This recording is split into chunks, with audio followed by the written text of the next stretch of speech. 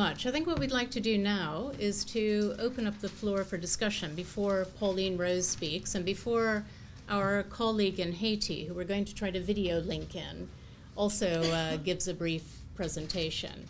So let's, we are a little bit behind time, but let's try to take at least 10 minutes where we have a few questions, some discussion, and then we'll move on to Pauline. So questions or comments from the floor, and we've also got people watching online. Yes, and can you please state your name and if you have an affiliation? Yes. Yes, my name's Kate Bird, and I'm an ODI associate and a researcher with the Chronic Poverty Research Centre. I found the presentations very interesting, so first of all, thank you very much. I did some research in northern Uganda looking at the role of education in conflict and insecure areas in providing resilience. So this issue is of great interest to me, and I'd like to add to Greg's list of 5 issues, and I think there are 2 more. One is that education is absolutely crucial in providing people with resilience during and following conflict and periods of insecurity. And that's important particularly during prolonged and complex emergencies where people may live in a situation of insecurity for a generation. There's evidence from our work that shows that it prevents a downward decline of well-being during the emergency or insecurity, and it enables a much more rapid recovery to near previous levels of well-being following the breakout of peace. So once households are able to move from IDP camps to decongestion camps or back to their own home areas, they're much more able to pick up work, to find paid work, or to get higher returns from agricultural labour than they would have been without education. And that's for people with primary, particularly once they've completed primary, and more particularly for those few individuals who've moved into post-primary education.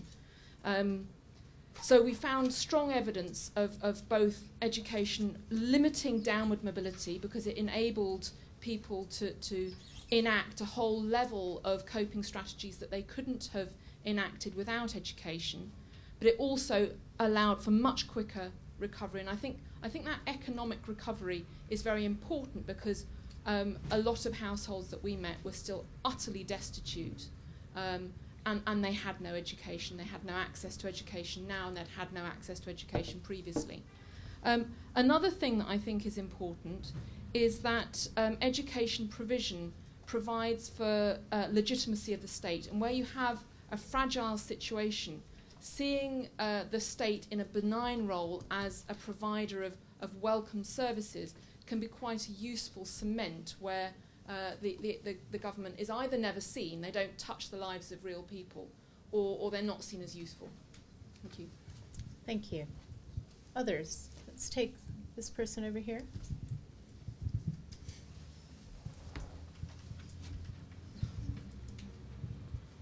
Hello, I'm Sarah Maguire from Social Development Direct. I've got one comment just leading on from what Kate just said just now about the legitimacy of the state. I've just returned from 14 months working in Helmand province in Afghanistan, and that's absolutely, completely rings bells about having the legitimacy of the state, getting people to actually see that there is such a thing as the state, particularly when they feel very dislocated from central government, when they don't know about central government or they have no faith in central government for a variety of reasons. So absolutely, it crosses from Africa to Asia.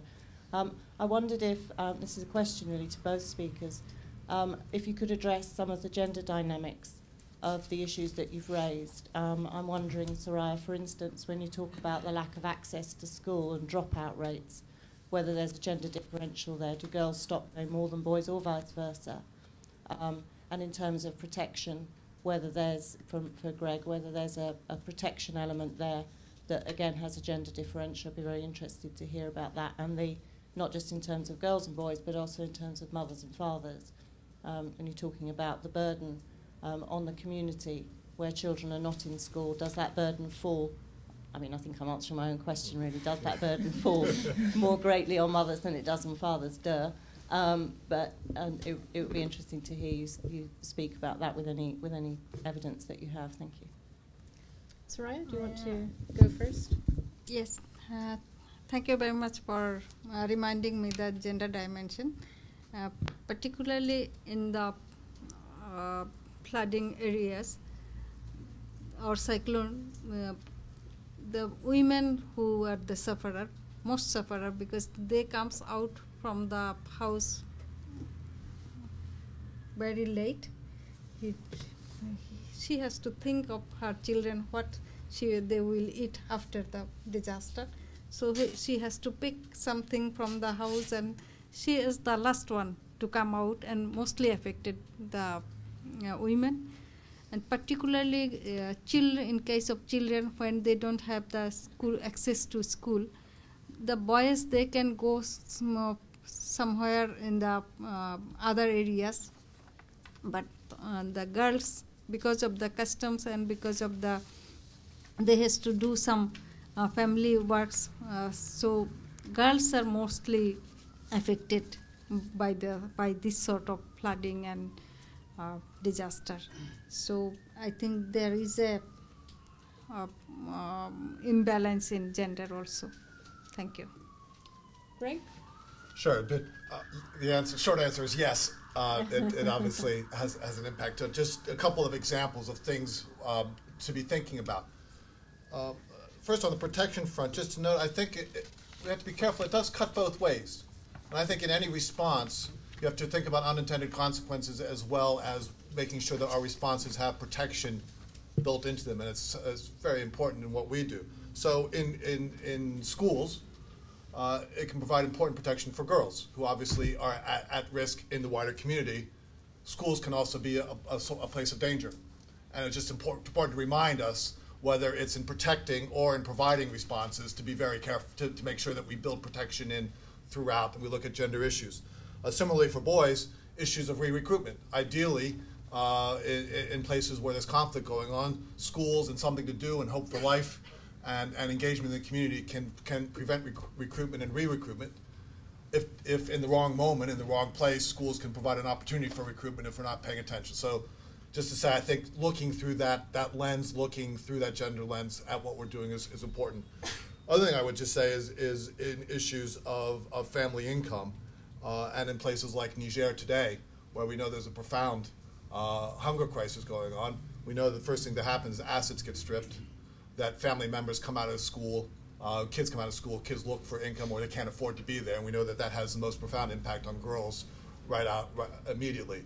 And so it's a shame to me, I wish I had the statistic to tell you what the educational impact is of the hunger crisis today in Niger, and I would hope that would be a better part of all of our analysis, and I think it's one of the reasons we're talking about it today.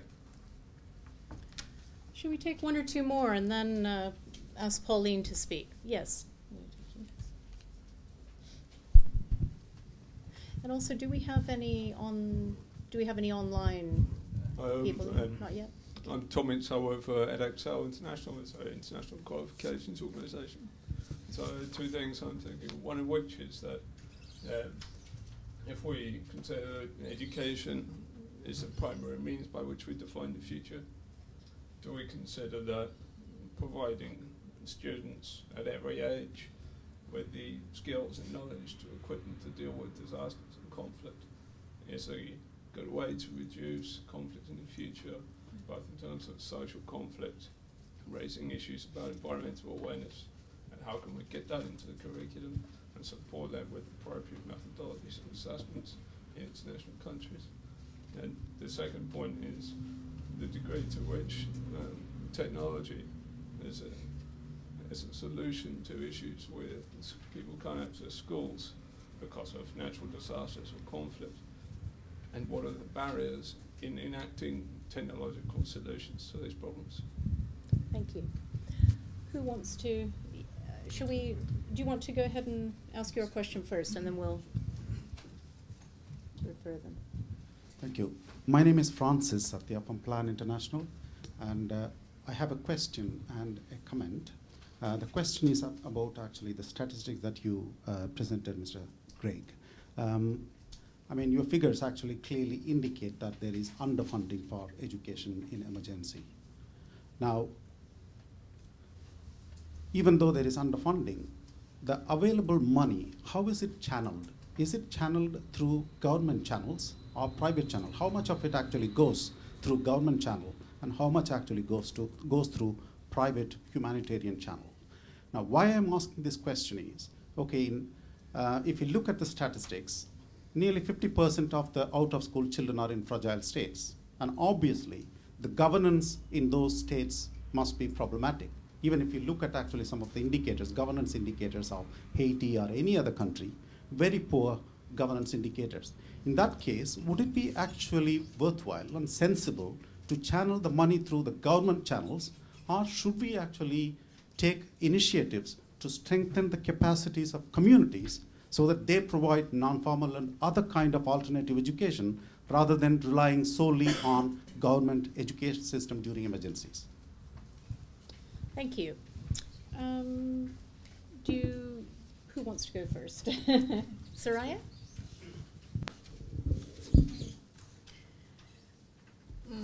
I start from there. I think I am working in the government, and I find government is more equitable for distribution and also more planned way government can go. I am not against the direct funding to the community, but you have to build on how this community will be working. Maybe through NGOs or government system, there should be a system how this can be worked. And I don't think that particularly in case of Bangladesh, this sort of money or funding coming from the donors have been washed away. This is always, it has been used in proper way. One of my colleague from Bangladesh is here. She can also say, I think in confidence, that money which we get, whatever it is a government funding or from the donors, it is used for the education in proper way. It's not wasted. And what else?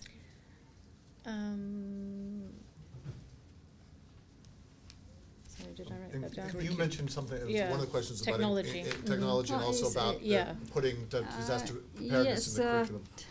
Yes, technology can manage in future, but in case of Bangladesh, it is not yet, we are not yet so, because this sort of flooding areas, maybe there is no electricity or there is no connectivity. And how do you respond? You have to connect them first, or you have to make them together somewhere so that they can safely be connected with the technology. There's still we have to make something for the students or schools, so that we can give the technology to know the education, for their education. Great. And just very quickly on the questions. Mm-hmm. One is, obviously, it's a very important thing to try to incorporate disaster risk reduction, emergency preparedness into school curriculum. There are, I can think of one example in Zimbabwe a couple years ago, where we worked very hard to have a very politically neutral emergency preparedness plan and curriculum built in, approved by the government, distributed to all schools in a way that helped people prepare for emergencies without putting in a political context. I'm sure there are more people in this audience who can give other examples of how we are building this into curriculums. I would share the sense on technology, an interesting idea, and I would struggle in a handful of places that I can think of, the places here where you would set up a school that was technologically driven as a solution to the kind of pictures we saw. But I think it's a fair challenge, something to think about. And on the last one, it's not a yes or no. I think it's very context specific. There are places you can describe.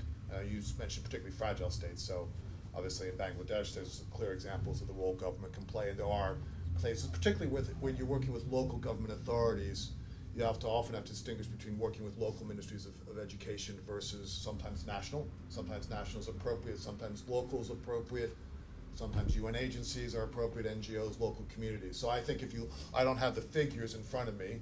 I'm not sure any, statistics in this is a bit challenging to say what's the mix of this. But across that funding, it's provided to a range of institutions. It's certainly not going all to one place or all to the other. And probably not desirable. I mean, the No. important thing is, I would think, to have the mix of those, Yeah. but within an overall Just strategy. coordinating. Yeah. But with good coordination. Mm-hmm.